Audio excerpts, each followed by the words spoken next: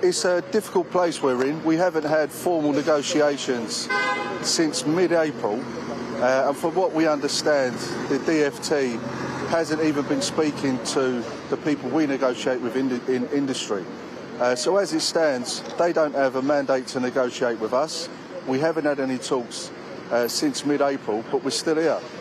We're still fighting. The government is pressing ahead with its public consultation on closing ticket offices, and has just made a settlement for CP7, the control period, which doesn't give enough funding to maintain the railway's infrastructure. So all of the things we've said about this dispute are now coming to pass. The government and the DfT are seeking to de-staff the railway, underfund the maintenance of its infrastructure, and they still haven't given our members a pay rise. We're coming up to 4 years without a pay rise now for our members. So we're forced to take this action, and we'll continue to do so until we get a settlement that our members can support. OK, and I'll talk about ticket offices in a moment, but you say no formal negotiations since mid-April. What is the latest on talks now? Are there any in the pipeline? There are no planned talks at this present time at all. OK, well, let's ask about the closure of station ticket offices. The RMT have said that they're considering legal action, so are you going to go ahead with that and legally challenge that? We'll use every means at our disposal to challenge and to fight back against the planned closures of ticket offices. The government has had to extend the public consultation, we think because they're concerned about accessibility issues. Ironically, these are accessibility issues for people to actually take part in a consultation. They're less worried about accessibility issues for people who want to use the railway once the consultation's closed and they start to close these ticket offices. But do you welcome the fact that the public will have longer to register their concerns? You welcome the fact that the deadline for this public consultation has been extended until September?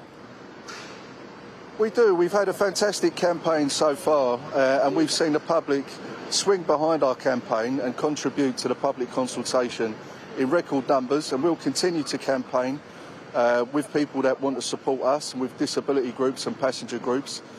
So we think it's a good thing that there's been an extension, but what we really need is for the government to pay attention to what is being said to them in that consultation and to row back on their damaging plans to shut down ticket offices and de-staff the railway. Because we want to see our railway a public service that's got staff in it, that's able to look after the people when they want to travel, and one that's accessible to everybody that needs to use a railway.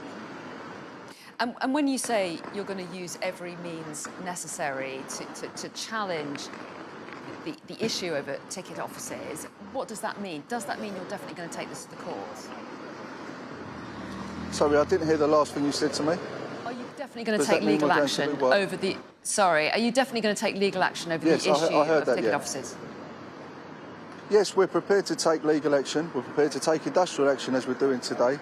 We're prepared to lobby, we're prepared to campaign, and we're prepared to use every means at our disposal to fight back against the government plans to close these ticket offices down.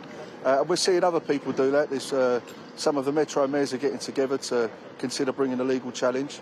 Some of the disability and passenger groups are also thinking about it. So we'll use every means at our disposal to fight back, but at the end of the day, we think the government is hell-bent on de-staffing the railway. And what we're looking at really is the managed decline of the railway.